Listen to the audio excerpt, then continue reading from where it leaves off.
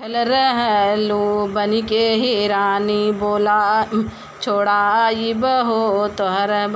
बैठल रहलू बनिके तू रानी छोड़ाइब हो तोहर ऐठन देवरानी छोड़ाइब हो तोहर ऐठन देवरानी बैठल रहलू बनिके ही रानी छोड़ाइब हो तोहर ऐठन देवरानी छोड़ाइब हो तोहर ऐठन देवरानी बनाइब हो हम अलगे जलाइब हम हो अलगे ही चूल्हा जलाइब हो हम अलगे ही चूल्हा खाना न बनाव एक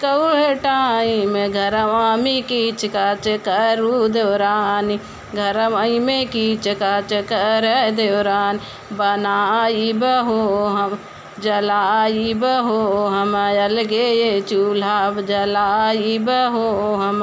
अलगे ही चूल्हा बैठल रहलू बनिके ही रानी